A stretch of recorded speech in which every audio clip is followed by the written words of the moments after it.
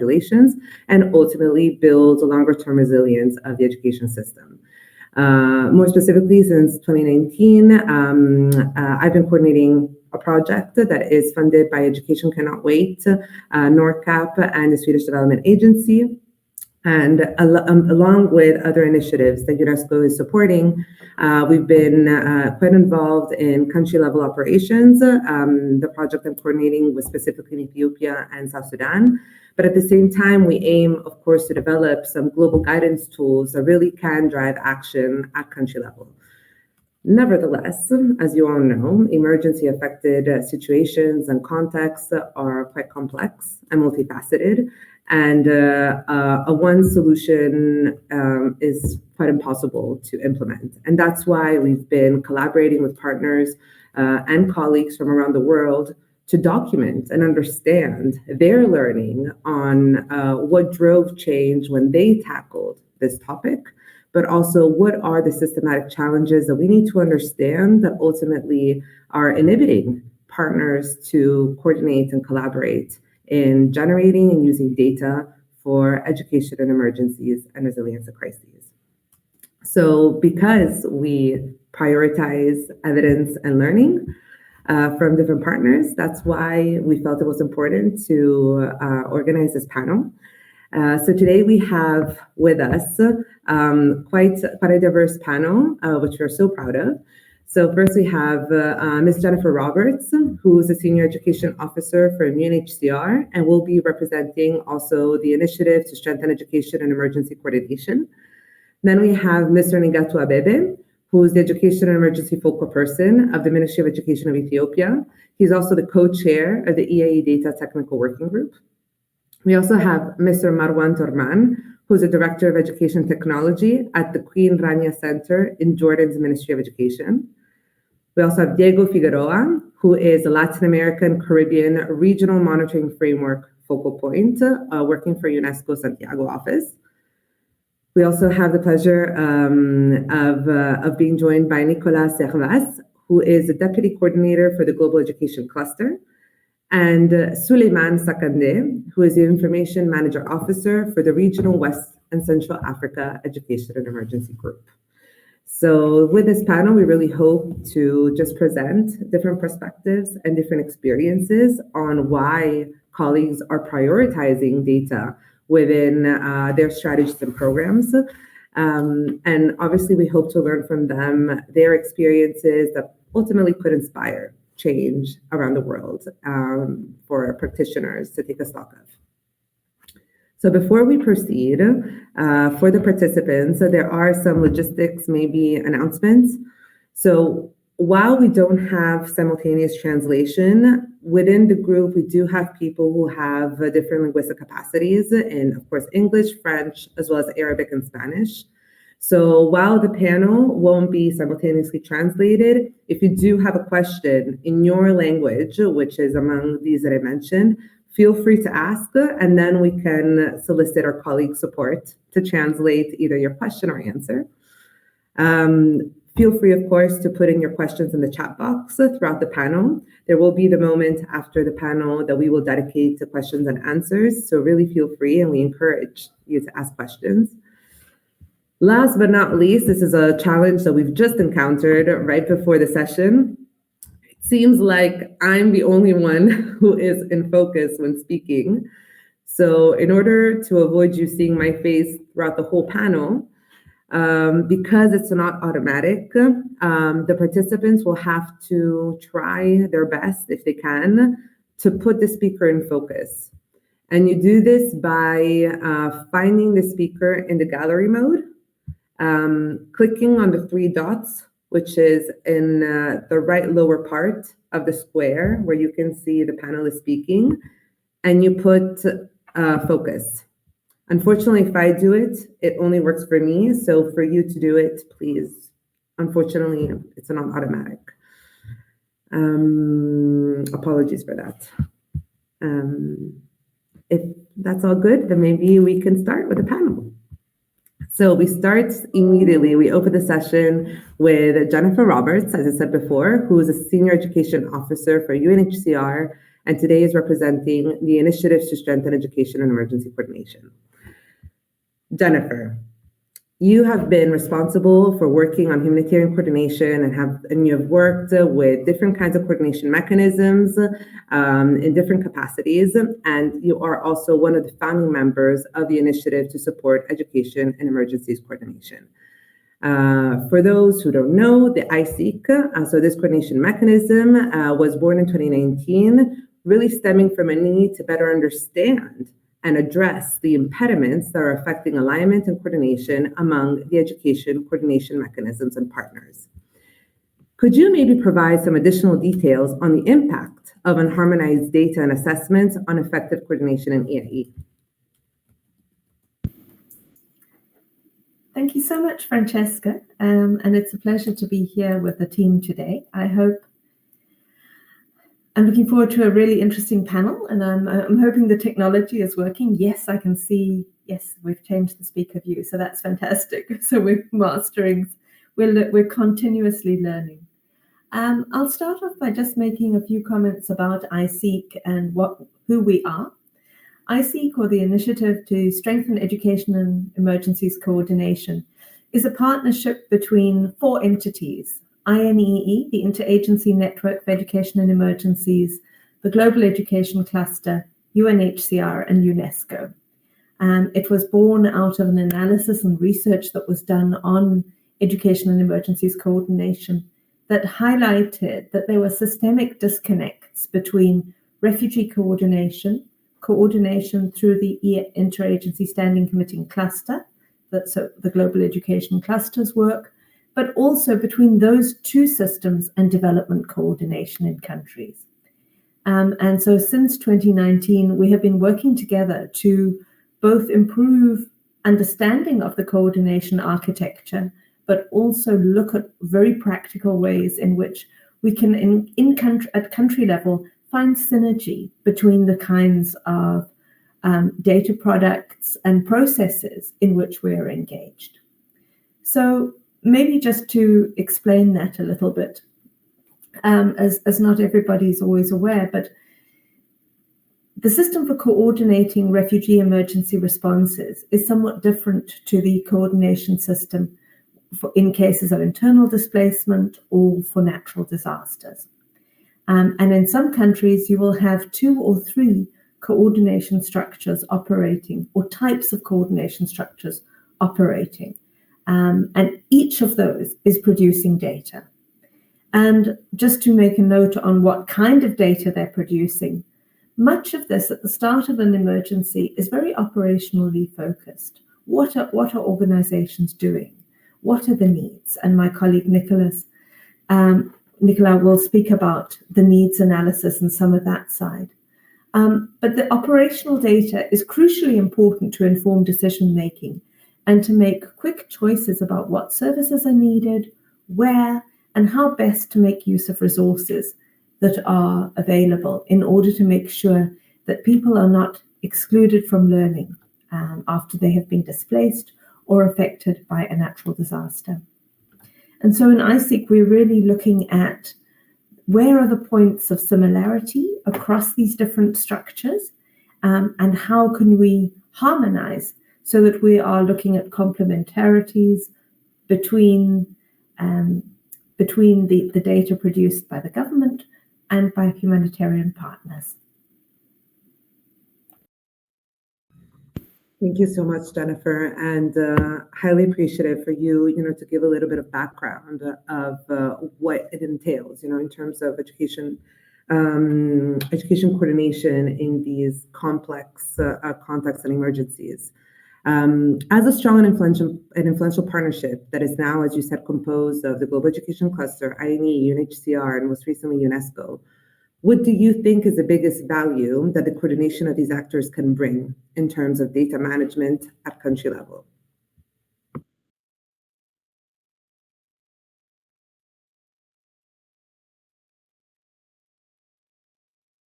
You're on mute, Jennifer. Huh? You have to unmute yourselves. Thank you so much. Thanks. So I think the greatest value is that we can really look at the points of intersection between the kinds of data that are produced. So the most important enrollment data is often produced by the state as children enroll in formal schools. But we also know that during emergencies, there are many partners engaged in providing either support services to children who've missed out on learning or non-formal education programs. And those initiatives need to also be captured. And so it's finding those synergies, but in ways that are standardized, consistent, so that responses in different parts of the country are counting and assessing participation and access to education in the same way, so that you can have a really clear picture of the extent to which the right to education is being realized, and also the kinds of support services that are needed and the gaps. And then in time, being able to understand the effect of those.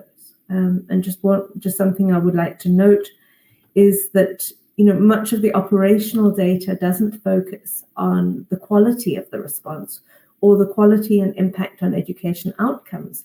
And so as we move towards that, and as situations become more protracted and displacements become more protracted, it's really important to measure those and to have harmonized approaches to that and very strong partnerships with government to make sure that we're doing this in a consistent way and a way that is also aligned with mechanisms that the government has. And so often we need much more granular detail than may be contained in immediate initial administrative data. And this is where the complementarity can come. Thank you so much, Jennifer. That was so well said. And talking about partnerships with government, let's now fly over to Ethiopia, where we are joined by Mr. Negato Abebe. As I said before, Mr. Negato Abebe is the Education and Emergency Focal Person for the Ministry of Education of Ethiopia. And he's also the co-chair of the Education and Emergency Data Technical Working Group. In 2021, the Ministry of Education of Ethiopia, in collaboration with UNESCO as well as the Education Cluster, have joined hands to adapt and harmonize education information systems, from the actual tools to the processes and mechanisms for data sharing and use. An data technical working group was set up within the Education Cluster and co-led by the Ministry of Education. And so Mr. Negato will be talking to us about this. Mr. Negato, this DIE Data Technical Working Group is a group that includes a wide range of stakeholders. Why was it important for the Ministry of Education and the cluster to prioritize DIE data coordination, and how did the technical working group come to be? Okay, thank you, Francisca. Before I went to the first question, it is better to introduce about the Ethiopian education in emergencies situation. As you know, Ethiopia is vulnerable for emergencies, especially man-made and natural emergencies or disasters. In addition to that, we have a data problems. So we are an infant, especially to get data related to emergency situations. So it is better opportunity for us to know how the other countries working or collecting data related to emergencies. For the first question, as you know, Ethiopia has not developed EIE strategy. So this is a result of EIE outcome is collected or implemented in a fragmented way because partners are working on EIE data, but they collect their needs based on their project objectives rather than the national objectives or national targets. So it leads the fragmented approach to AIE in education in Ethiopia. So with different stakeholders collecting data in different or in disorganized way.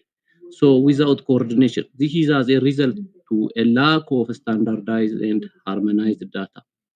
So which has made it difficult to track progress and make informed decisions about the EIE programs.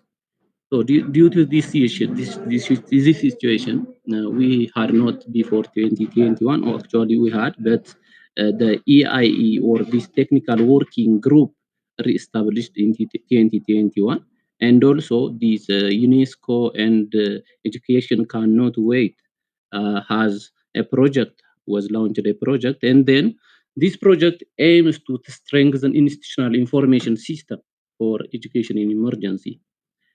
As part of this project, an assessment was uh, did so that the assessment was conducted and showed that a large number of or a large amount of data is there at the ground level, but it is in a fragmented way.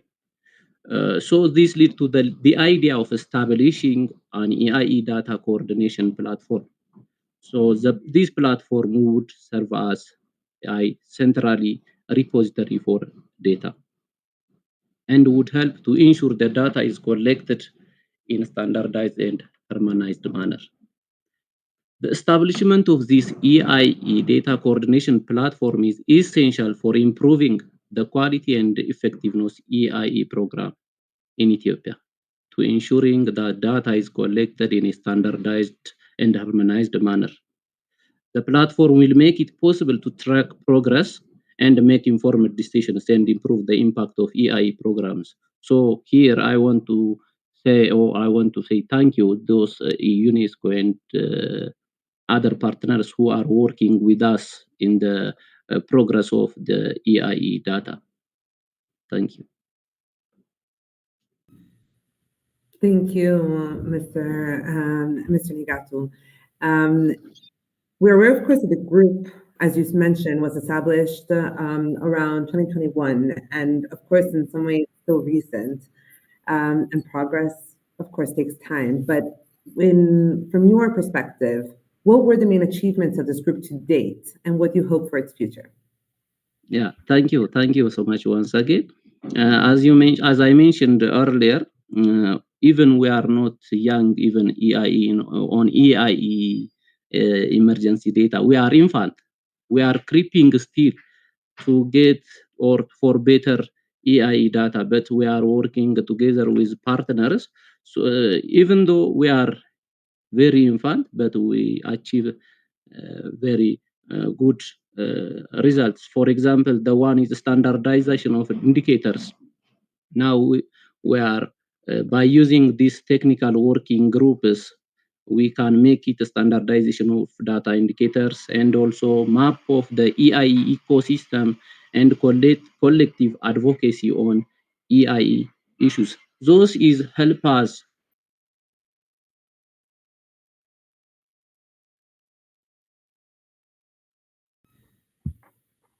No, Nigat, we lost you a second. Nigat, Maybe in addition to that. No, we lost you. We lost you. Can you hear us? Oh. Maybe the network. Okay, now it works. Now it's perfect. But we lost you for a part of your answer. So don't finish just yet, because you were just about to tell us. So you were talking about the standardization of indicators. Yeah, the standardization of indicators and also map of the EIE ecosystem, what was going on or what we have at the ground level related to this education in emergency. So we can try to search and we can try to identify what strengths or what we have and what we don't have, what we need. So to identify such kind of data, we are doing a map of the IE ecosystems. The other one is collective advocacy of on EIE issues, advocacy, because it needs or it helps to us to hire officials, because higher officials most of the time they based on the data, it helps us to make a decision making. So this is our achievement, and also we are hopeful. We are hopeful for the future. What will achieve the near future. Now, what I am saying before, we are creeping, we are not well walking still, but the near future will have EIE, national EIE strategies, and also EMIS policies that is sensitive to education in emergencies data. In addition to that, we will have a data sharing protocols because, as I am said in the first questions, the data will have in fragmented way. So and also this technical working groups gives an opportunity for us to come together, the most partners together, and we were discussing the discussion sessions. So this one is also another opportunity. We will have this the near future. The other one is maybe the near future well organized and on time data. This is all about the second question. But before I finish my presentation, I want to say one good thing is from a good proverb. Uh, Alone we can do so little, but we will do together more things. This is Helen Keller's proverb. So with and the technical working groups within partners like UNESCO's, like Education Cannot Wait, Save the Children, other partners, uh, if they are with us, we will do our better for the future. Thank you so much. Mr. Mingata, thank you so much, and thank you also for ending with that, with that saying, which is definitely a bit also the essence of the panel today. When we talk about the enablers to coordinated and ultimately collaborative ways to generate education and emergency data for improved assessment and planning. So from one Ministry of Education to another, the next speaker, I would like to invite Mr. Marwan Torman. As I mentioned earlier, he is the Director of Education Technology at the Queen Rania Center in the Ministry of Education of Jordan. He is responsible for overseeing the ministry's EMIS operations, including the administration, management, and development of Open EMIS, which is used across all schools in the kingdom to inform evidence-based policies and plannings for the education sector as a whole. Since 2019, with the support of partners, the Ministry of Education has launched the MS Operational Plan, the MS Policy. It's updated its Education Strategic Monitoring and Evaluation Framework, and it's developed also the Crisis and Risk Management Strategy. Mr. Marwan, Jordan's achievements clearly demonstrate an important commitment towards evidence-driven planning. Can you tell us more about how prioritizing system strengthening has paved the way for better coordination in producing, sharing, and using data for improved action? Thank you, Francesca, and thank you for this opportunity and your efforts appreciated, and we hope that the time will help to cover everything. Really, for Jordan, system strengthening has indeed been a key enabling factor and entry point to ensure better coordination for data collection and data utilization and analysis. And as Ministry of Education, we have defined Jordan national education priorities and the educational objectives through our educational strategic plan. And the objectives in the strategic plan also aligned with our newly launched Jordanian economic modernization vision for the years 2023 till 2033, and also aligned with the Sustainable Development Goals, particularly the SDG 4. And if you explore our Jordanian education strategic plan, you will find that the strategic plan prioritized system strengthening and partnership and coordination as a standalone domains. And at the same time, the data and education management information system is playing a central role in ESP goals achievement. And we have the crisis and risk management component under the system strengthening in the strategy. Also, the Ministry of Education in Jordan is committed to working toward resilient education system that ensure education continuity to prevent and prepare for mitigate the impact of crisis. And it is very clear in ministry response for the refugee of Syrian and COVID-19 crisis at the same time. Really here in Jordan, we are, in addition to mainstreaming crisis and risk management in the ESP, we are just prepared 5 years crisis risk management strategy, which is will be implemented in coordination with all partners in education sector, especially the ministries of the government and the National Center for Crisis and Risk Management. And as you know, planning and having programs is very important, and we realize the importance of having monitoring and evaluation process. So the Ministry of Education update the ESP monitoring and evaluation framework within related to the strategy, and developed monitoring evaluation matrix for the crisis and risk management strategy, which helps ensure implementation of the strategies and demonstrate where data is being used to support evidence-based policy and planning. And we will not forget in Jordan the Declaration on Inclusion and Diversity in Education, which is endorsed in Jordan in June 2022 by the Ministry of Education in coordination and cooperation with the Higher Council for the Rights of Persons with Disabilities and other partners. And this declaration is a crucial step in Jordan, commitment to ensure quality education for all. So in parallel of that, Jordan deploy and employ education management information system in evidence-based decision-making process, and also in planning and building policies at all administrative levels. And as you and all of us know, since technology alone cannot drive progress, it is important to have an enabling environment and that combines a strong governance, effective policy and legal framework, capacitated human resources, and sufficient long-term funding is critical to achieving successful implementation. That's why Jordan has developed a comprehensive MS policy to address these challenges.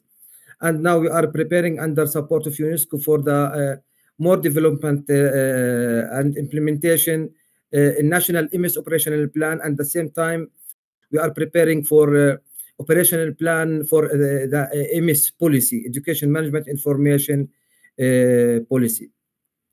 And when we talk about OpenMS, it's a good opportunity to mention that OpenMS now is covering more than 2 million users around the Kingdom of Jordan. All the schools under all the authorities, military, private, UNRWA school, also the Ministry of Education school, around 170,000 education staff, around 8,000 schools. All of them is under the umbrella of OpenMS now. And we try to fulfill all the needs in the work in the Ministry of Education, and we do more enhancement and development in OpenMS to cover all the students regardless to the status and nationality. An example of that, UNHCR and UNRWA data of refugee is currently being aligned and integrated into OpenMS database. Through the distinguished partnership with UNESCO and growing number of partnerships such as Canada, EU, Italy, Norway, Switzerland also, we are so proud of this partnership with all of them. And all of them are supporting evidence-based policy making through information management system to ultimately strengthen core policy planning and coordination function for the Ministry of Education. Overall, since that is the backbone of a strong education system and is very important for planning and taking a decision at all administrative level, from the school through the districts till the central departments in the Ministry of Education. Everything is taken in consideration to ensure the right of every child and youth to quality and inclusive education.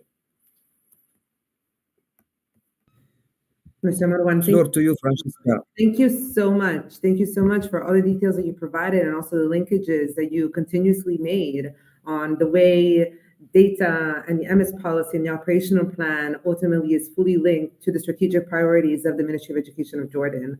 And so interesting also how you also mentioned the priority for the Open MS to really cover not just all the schools, but also to make sure that it reflects the educational needs of all the children, including, for example, those that are affected by displacement, and hence also very interesting to know about the alignment between the UNRWA and UNHCR information systems to the Open MS.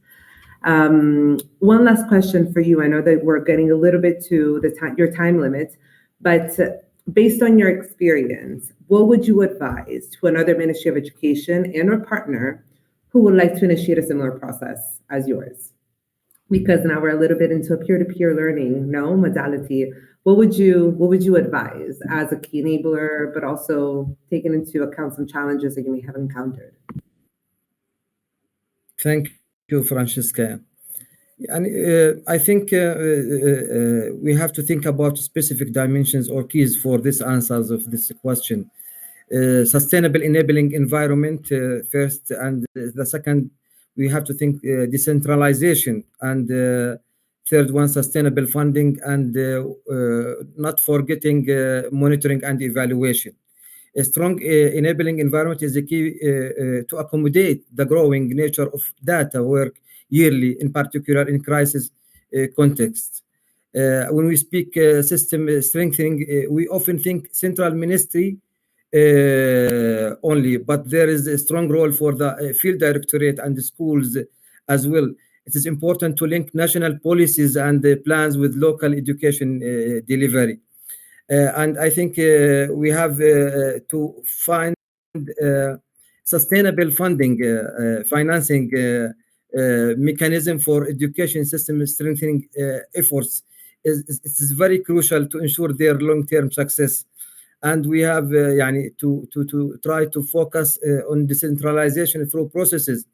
Processes are very important as the outcomes, but we have to focus on decentralization through processes is very crucial to reach schools, teachers, and the students, to give them opportunity to participate in the decision-making process, in planning, and help in evaluation and monitoring, and getting the feedback to enhance all the processes related to the system strengthening in all the ministries. This is my perspective for as an answer for your question, Francesca.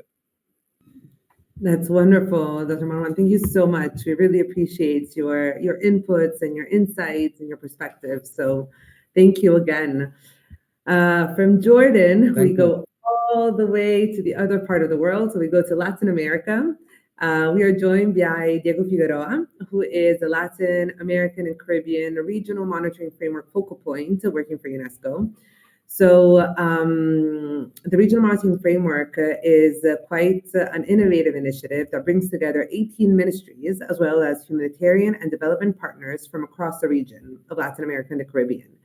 The UNESCO office, the regional UNESCO office based in Santiago, is coordinating this regional initiative that really aims to transform the way education data is collected and used to guarantee the right to education for people on the move in the region. So, Diego, the first question for you is that we know that this regional monitoring framework was developed by leveraging what you call technical working groups that brought together actors that you said remain generally siloed. Could you provide a little bit more details on these roundtables, including who participated and why collaboration was crucial to this process? Yes, thank you very much for that question, Francesca. So I guess I have to mention first that the nature of the phenomenon we're addressing and the nature of the regional monitoring framework are related. So migration is a regional phenomenon in Latin America and the Caribbean. People are on the move throughout the region. So the response must also be regional, right? So in this sense, the regional monitoring framework brings together stakeholders that would otherwise remain siloed, but we need them to work together because the challenge is regional. So since 2021, UNESCO has been organizing these work meetings with representatives from, as you were mentioning, 18 ministries of education from the region. And these representatives include experts on statistics, right? So education data, but also experts on human mobility, right? So there's that complementarity of involved actors. And so these sessions basically focus on building the regional monitoring framework in collaboration, right? So the very much the spirit of the framework is not for it to be a UNESCO project, is for it to be a regional project, because as I was mentioning, the challenge of migration is a regional one. So in this technical working groups, UNESCO, along with these 18 other countries, we have been discussing basically with the objective of defining internationally comparable indicators to monitor the right to education of people on the move. And the purpose of this is to have data for evidence-based policymaking that will once again facilitate a regional response, and in this case, an informed regional response. And then, why is the collaboration of these stakeholders crucial? Well, as I was mentioning, right, this is a bottom-up project. So in a way, there is no regional monitoring framework without the active participation of stakeholders.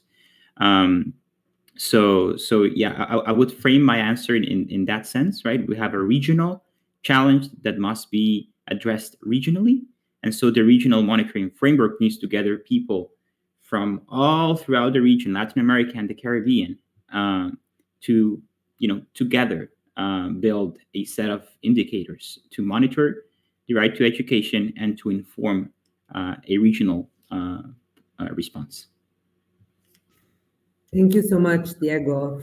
But I think as we all know, it's easy to say, but what does it mean in practice, to make sure that this kind of mechanism and process is truly collaborative? In your experience and in the experience of this RMF, what have been the key elements that you feel were key to ensuring active and meaningful participation of partners, including ministries of education, in this mechanisms? And what do you think allowed to really build commitment and consensus throughout the process? Yeah, it's a great question. As you were saying, it's very challenging to ensure not only the commitment to work together, but also to maintain a certain continuity of work. So as I mentioned, we've been working since 2021, and we're very grateful that the momentum has remained there. So I think one crucial part is that the regional monitoring framework is backed by political commitments.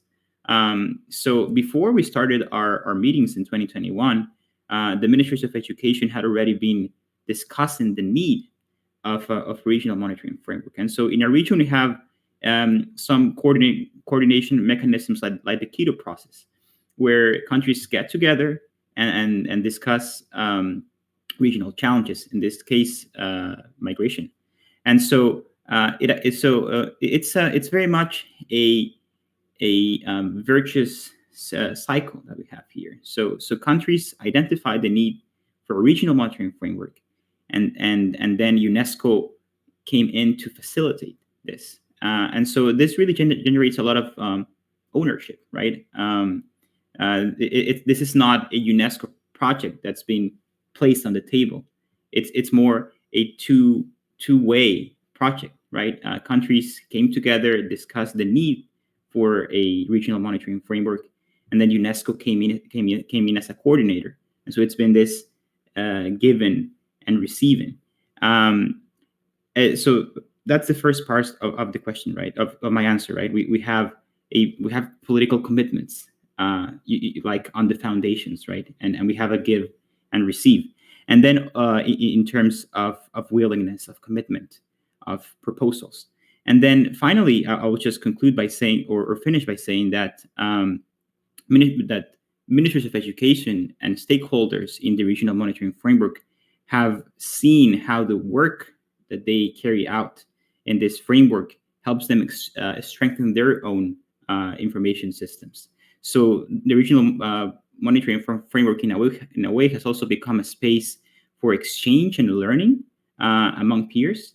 And so countries, apart from seeing the value of developing regionally, internationally comparable data, and they have also seen how they can learn from their peers through these constant interactions. And I think that they also see value in that, and that also motivates them to continue their work.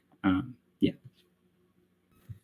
Thank you. That was great. And honestly, Diego, you also touched upon a little bit a bit like the title of this panel, right? The fact how you can also improve data by leveraging existing coordination mechanisms, like you said, the Quito process.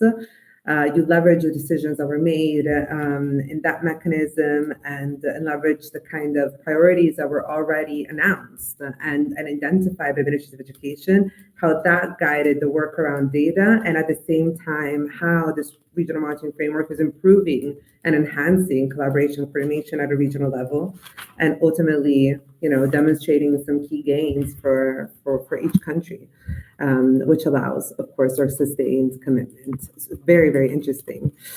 So I feel like we've had, this panel up to now has had a lot of perspectives coming from the institutional level. Of course, with Diego's intervention, we got to know a little bit more regional perspective. But now I would like to invite Nicolas Servan, who is, as I mentioned earlier, the Deputy Coordinator of the Global Education Cluster. So he will be giving us a little bit more the perspective from the humanitarian actors.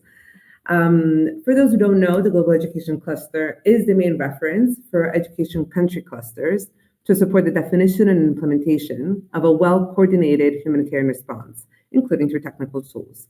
The Global Education Cluster has been advocating and piloting innovative ways to improve cross-sectoral data management and alignment with partners from across the nexus, including the Ministries of Education and development partners.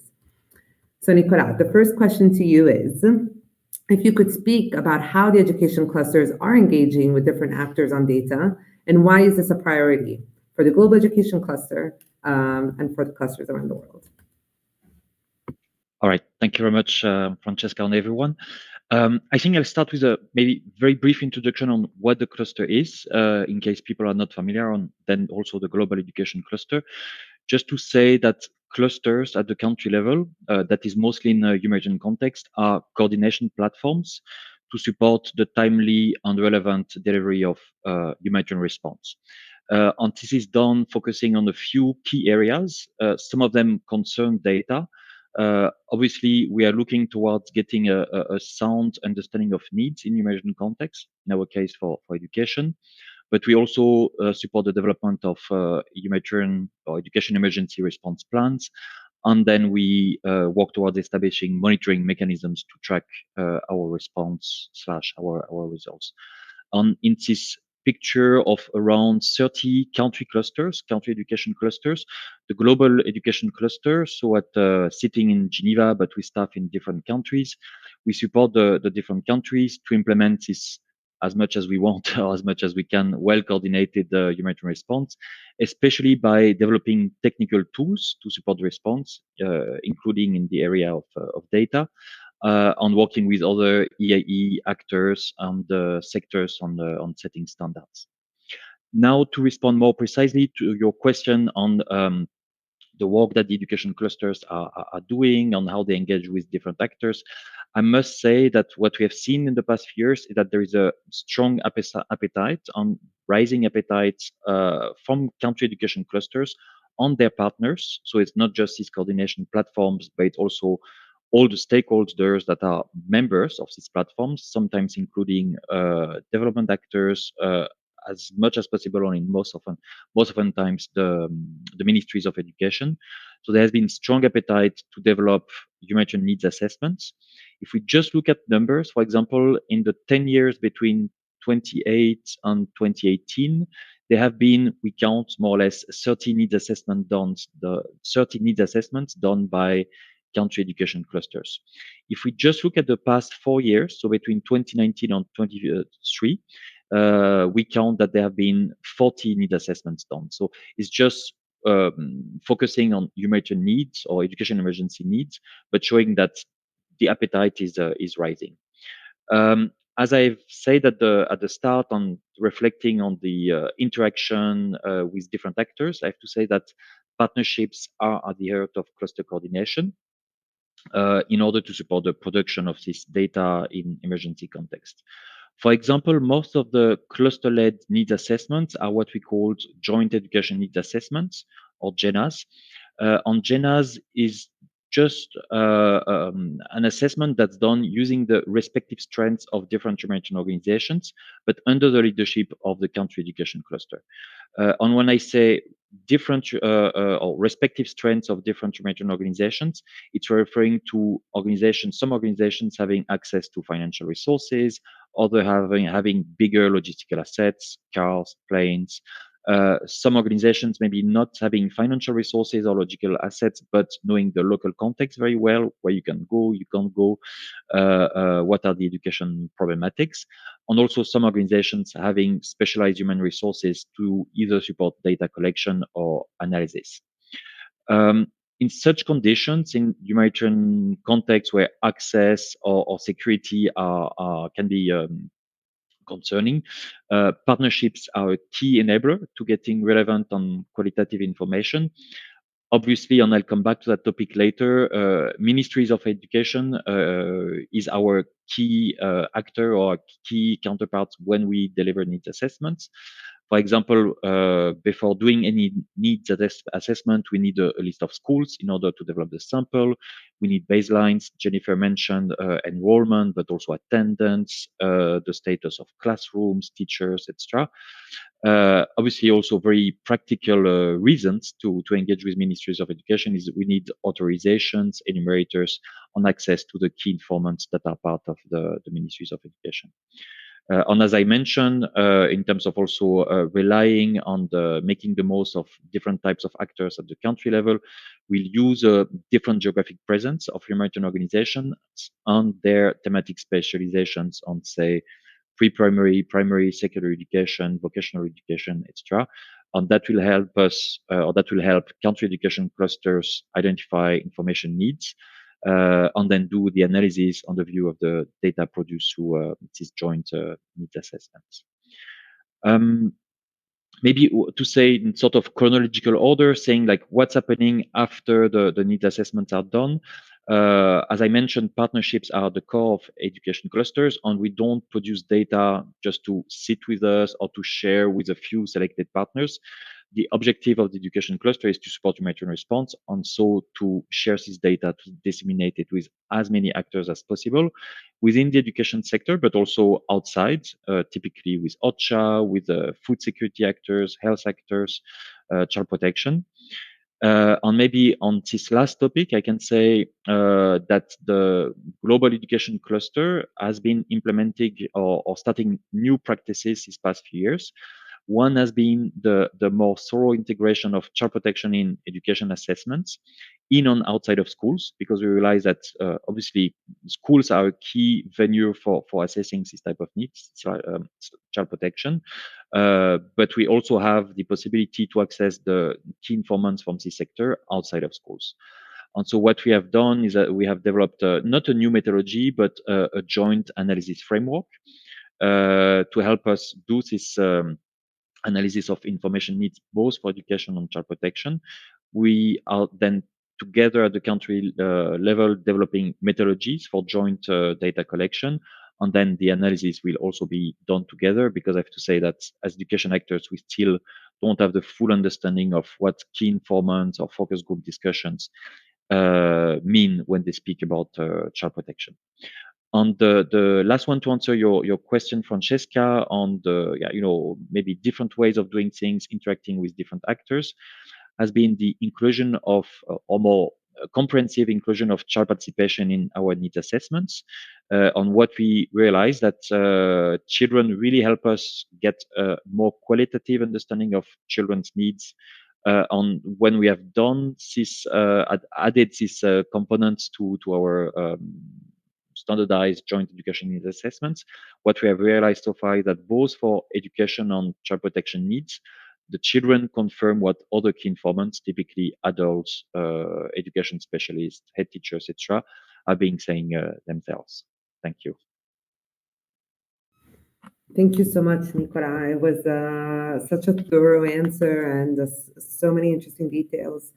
Similar a bit to the question that we asked also Diego earlier. On the basis of your experience, what do you think are the challenges, but also drivers that allow country colleagues to in fact engage in these coordination processes? It's a bit linked to, it's easy to say, what does it look like when it's put into practice? All right. Maybe I'll start with the drivers. One that I mentioned already is the role of Ministries of Education. I have to say that, maybe the capacity, having a high capacity within the Ministry of Education is not so much key, because we are used to work in humanitarian context where sometimes, unfortunately, the capacity or existing data is low. But as long as there is willingness to engage in this joint education needs assessments, we can deliver things together. What is key, though, on what we must have are baselines. On here, I'm referring especially to EMIS. I mentioned already list of schools, the enrollment status in different regions, attendance, presence of teachers, etc. So if we don't have these baselines, we can't do typically, or it's extremely difficult to do needs assessments.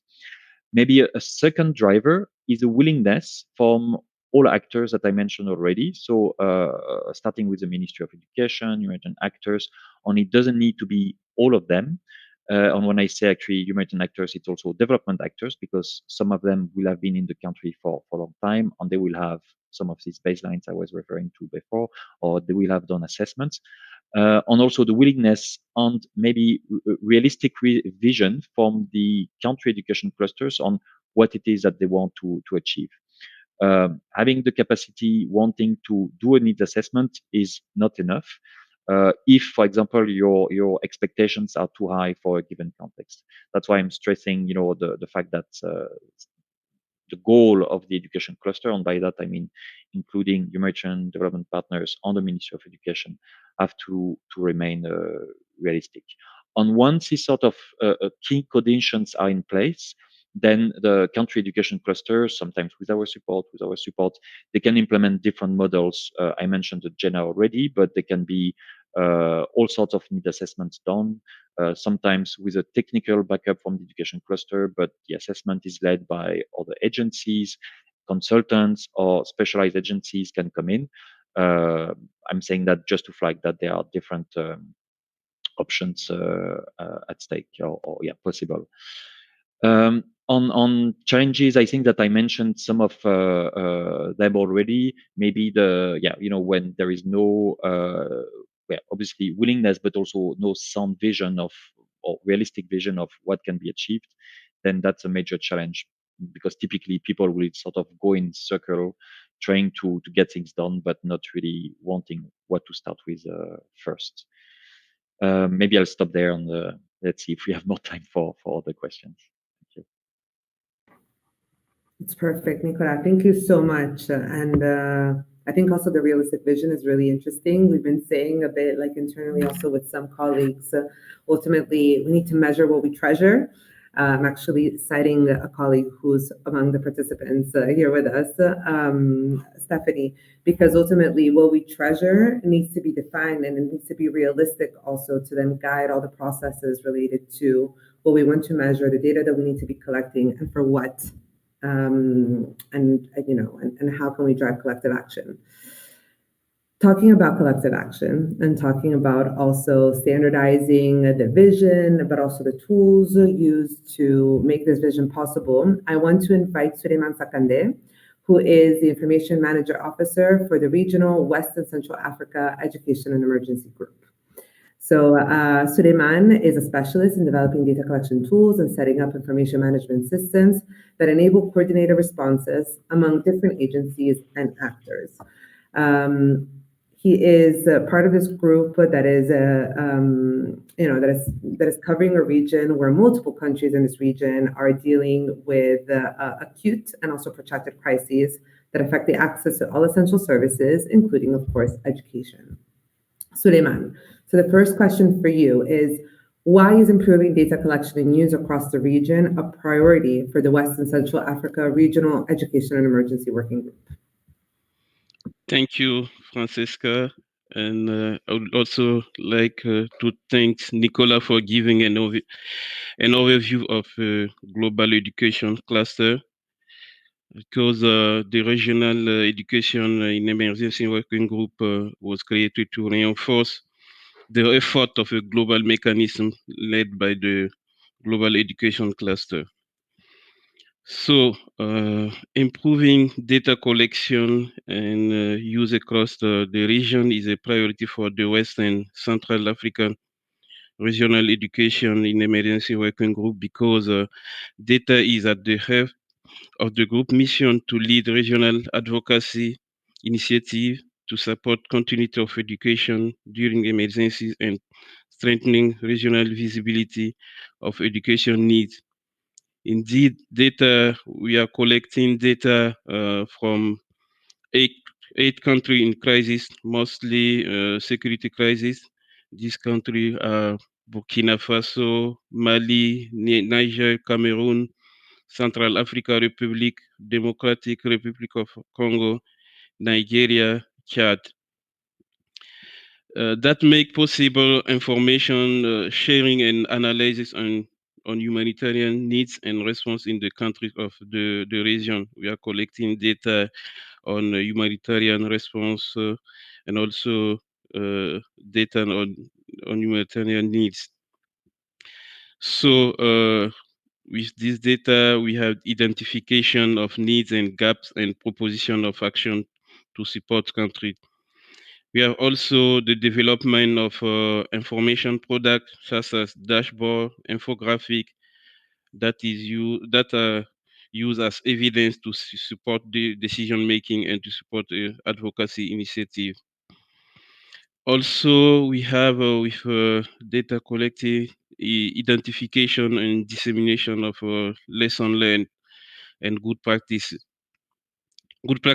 So with data we collected, we have data collected on some topics of interest, and then we organize some thematic session and share experience and lesson learned with all the group members. Thank you. Thank you so much, Suleiman. Second question for you. What are some key steps that the group has taken to standardize education data across the region? Okay, thank you.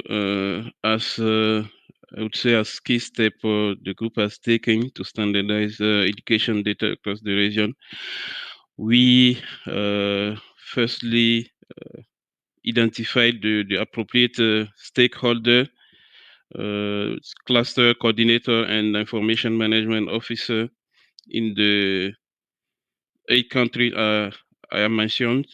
Also, we did a map of existing data collection tools and reporting processes. This consisted of a collection of different tools used in each country. We compare the variable of an indicator they use, and we propose a tool with common variable and indicators. Also, we develop some standard data collection tools. We also create a community group of information manager officer in the region to discuss challenges and propose solutions. This is a Skype group of information manager from the education cluster with whom we discuss all aspects of information management in general, and also data collection in particular. And we also try with them to identify capacity building needs and propose them some training course. Thank you. Thank you, Suleiman. I like also how this kind of like peer-to-peer learning within the region has come up again in your intervention, such as in the case of Diego's. And sometimes it could be as simple as also just a Skype group to really allow regional actors to discuss ultimately on the priorities and data needs that need to be addressed in a harmonized and standardized manner. So, colleagues, after this very interesting panel, I would like to open up to some questions and answers for the next 20 minutes. And I see that we do have some questions coming in from the chat. Maybe I give the floor to Louise, who's been keeping an eye on the chat. Go ahead.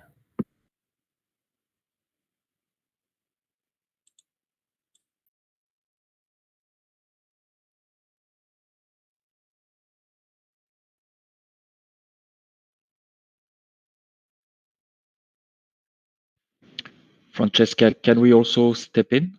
Or you prefer Yes, but Sure. are you guys hearing Louise speaking or no? No, Ah, okay. I can see No, the chat. then maybe wait. Okay. Maybe Louise can speak into my microphone. Sorry. Sorry. Can you hear me now?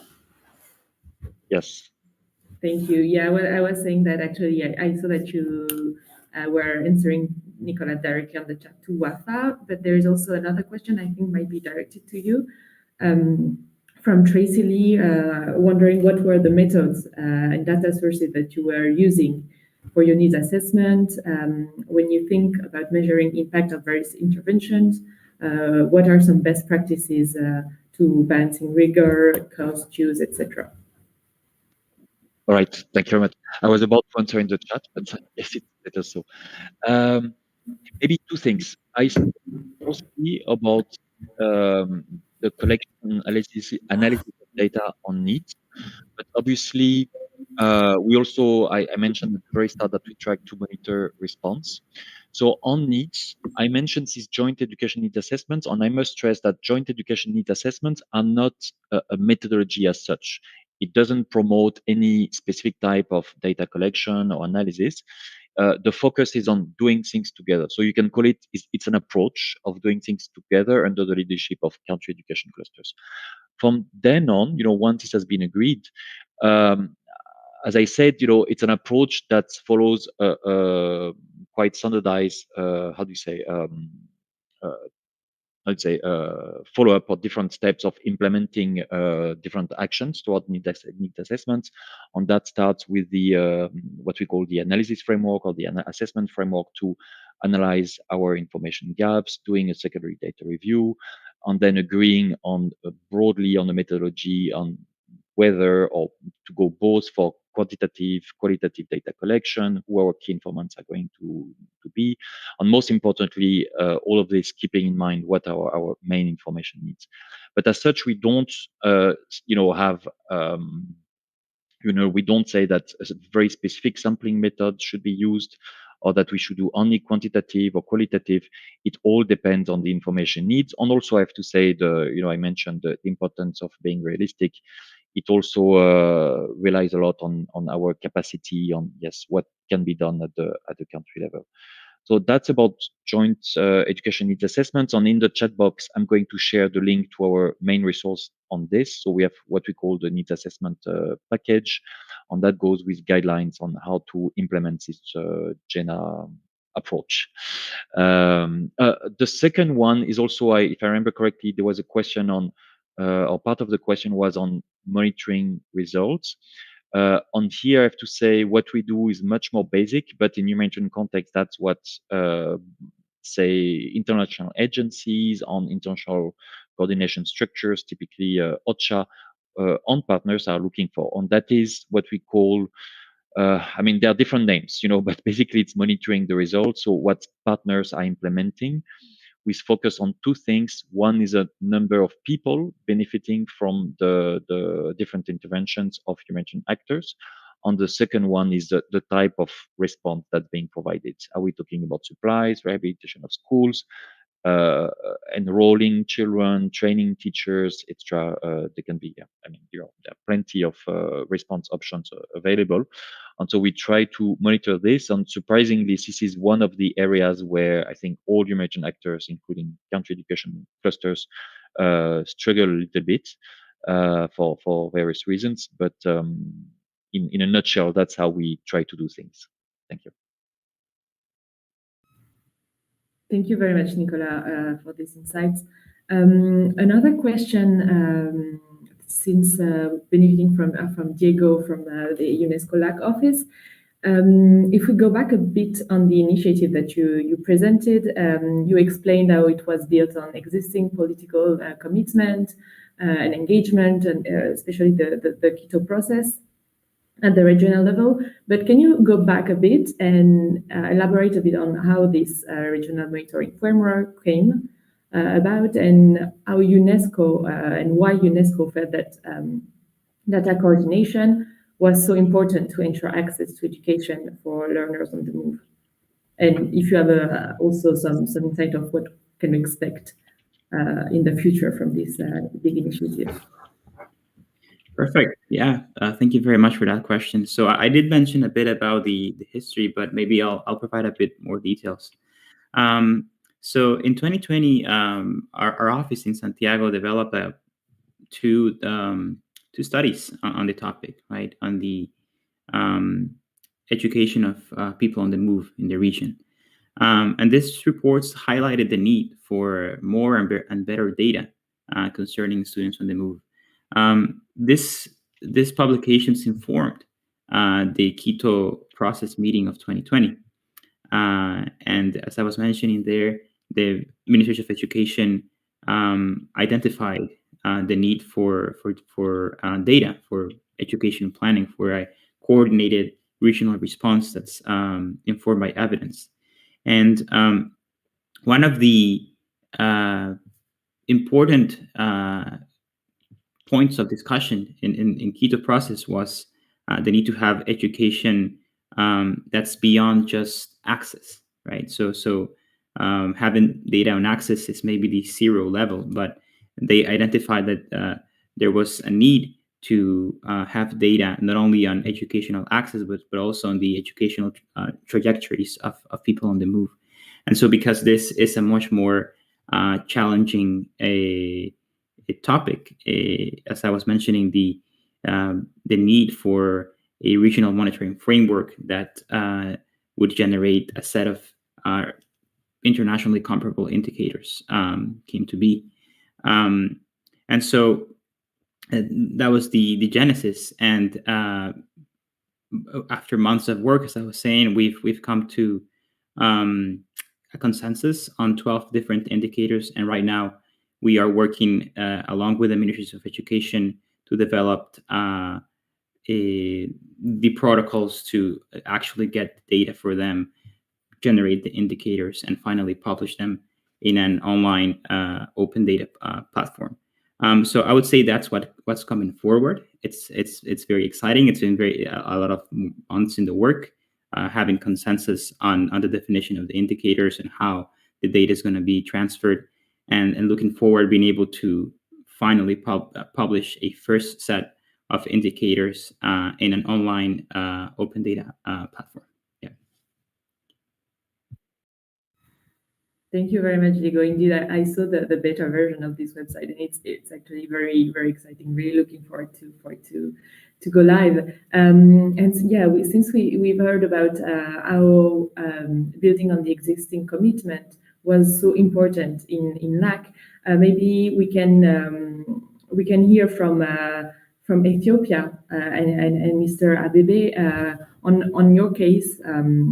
What was the process undertaken that allowed to build commitment and participation of the partners, including yourself, to commit to the EIE data working group that you've been presenting us?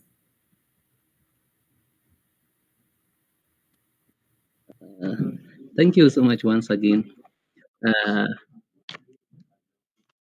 That's interesting questions. So for these questions, the Ethiopian Education Sustainable Development Program Plan, it's focused on EIE for the first time.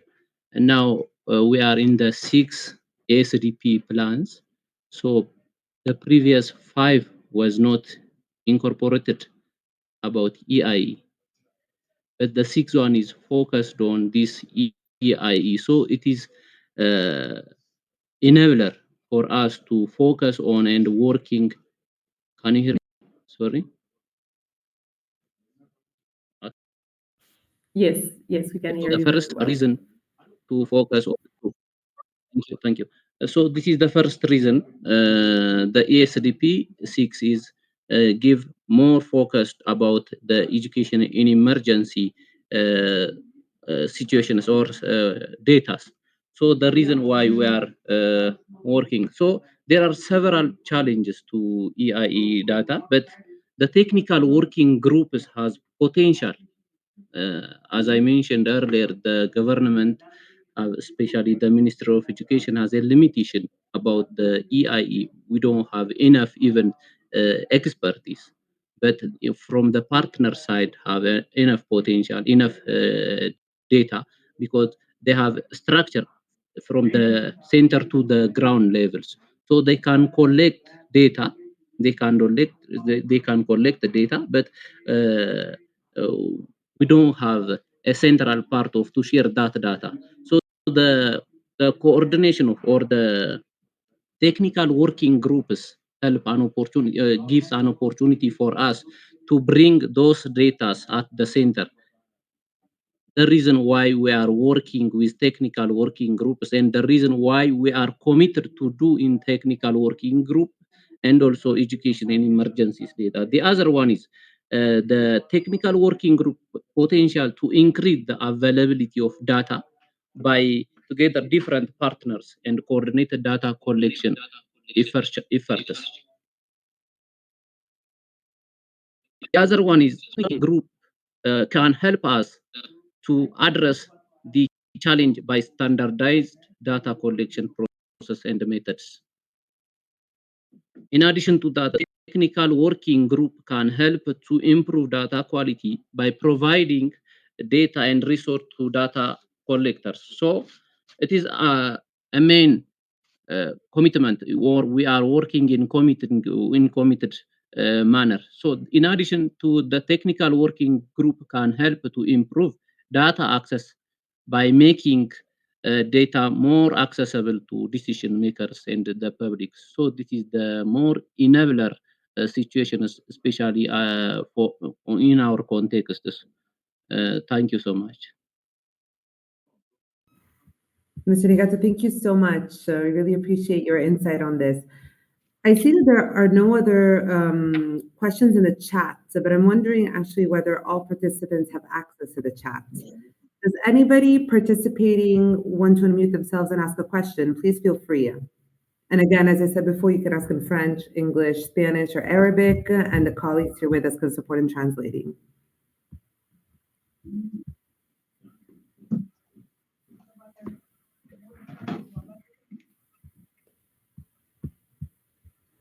Okay, I think there's no questions coming from the participants. I have just one quick question that I would like to ask to Jennifer, who is both representing UNHCR and the ISEEC initiative. Jennifer, quickly, do you think you'd have the time to just express something around the challenges or limitations experienced in the collection of data in refugee emergencies and refugee situations? Because I feel we haven't touched upon refugee data enough during the panel, but what do you think? Thank you so much, Francesca. Thanks. It's a really important question because the way in which refugee data is collected, especially in the education sector, we often experience some challenges, not only with the data that is produced at the coordination level, but really when we're talking about the inclusion of refugee data in national EMIS systems. And so, for example, as Nicolas said, we need to know data about the number of schools, number of teachers, number of learners, attendance, but often that is not captured in a systematic way in refugee settings. And where refugees are part of national education systems, their data is often not disaggregated. So it's very difficult to say from national education statistics how many refugees are in fact in school.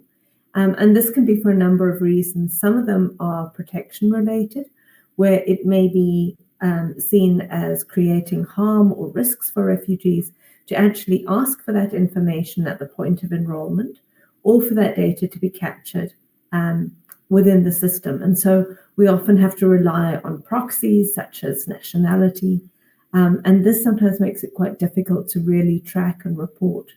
And so we really rely a lot on some of the reported data from the partners working with schools and working with refugee communities. And this is something for which our colleagues working with UNESCO and also the UNESCO Institute for Statistics have been looking at how do we strengthen this? How do we make it more systematic? How do we make the data more disaggregated?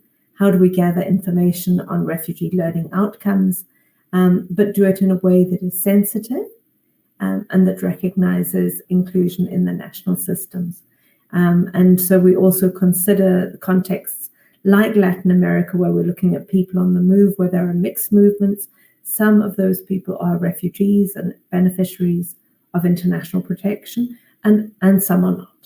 And so we've needed to be working on this. And I'd also just like to recognize the important work that IGAD is doing in this regard, particularly in the East Africa region, really looking at how can systems adapt and be more sensitive to the needs of the data needs of refugees, but also the inclusion of refugees into national systems. Thank you so much. Thank you, Jennifer. And indeed, the inclusion of refugees in national information systems is really something that many of us are trying to work on together, and a key priority for many. And also Dr. Marwan spoke about it. So thank you so much for closing this panel with such an important topic. Colleagues, we're now come to the wrap up. I think also our contacts of all of the panelists' contacts, I don't know how the UNWorld Data Forum is planning on sharing with other participants, but for sure we will make a point of sharing the contacts of the panelists to those who are interested, so that you can also engage in follow-up conversations with each and every one of us. To close, Elise, if you could share the screen just a second. I wanted to just highlight some key points to maybe support follow-up on these conversations. So, as you may know, coming up, there will be an INEE, for those who don't know, it's the Interagency Network for Education and Emergency Data and Evidence Summit, which will be an in-person event from the 6th to the 8th of June that will be taking place in Geneva. I know that there has been, that the invitations have already been sent out to different participants. If you received the invitation, please, of course, follow up so that you can attend. And if you haven't received the invitation, please try to get in contact with the Education Cluster Coordinator in your country or the Ministry of Education representative in your country, so that you can also coordinate and collaborate in elevating some key priorities related to the education emergency data agenda of the context you're working in, so that it can make its way to the conversations happening in the summit. It will be a summit that will really unite academia, humanitarian, development partners, and donors, all trying to tackle the importance of improving education and emergency data generation and use to drive our assessments and planning. So really, please keep an eye out for that. I think the agenda is being finalized as we speak and should be shared ASAP to everybody. Also, talking about INE, for those in general, I mean, unfortunately, our INE colleagues couldn't make it today because of also the time difference. But keep aware that this is an invaluable, resource for all of us, the education community, and specifically the education emergency community, because it has so many resources that we can all use and share to really improve the way we coordinate our work and ultimately provide the necessary services to the most vulnerable populations in our context. Among the different collections of resources that INE offers, there's also an open access repository of practice-based evidence and learnings on crisis and risk-related data. This is a resource that we've been developing together with INE that really tries to capture learning and evidence that has been produced by different partners from around the world that are specifically dedicated to education emergency data. I invite you not only to access it and read it, but also to think about if you would like to share your evidence and learning for future publication in this repository. Again, as always, please feel free to contact myself. Also, our INEE contact is Ms. Sonia Anderson. The email address is here, along with, of course, all the other panelists. And of course, we will be sharing their contacts right after the panel. Colleagues, I would like to thank you so much for participating and attending this panel and for giving us 90 minutes of your time, especially for those who are connecting in places where the time difference makes it not so obvious to be connecting at this time. I want to thank so much all the panelists that took their time to prepare their interventions and to show up today. Last but not least, I'd like to thank the UN World Data Forum and also the Geneva Global Hub for Education and Emergency for co-hosting this panel. And I wish all of you a wonderful rest of the day. And again, please feel free to reach out to us, either through me, but also individually to all the other panelists. Thank you. Thank you, everyone. Bye. Thank you, everyone. Thank you, Francesca, and thank you very much for all the speakers. Thank you.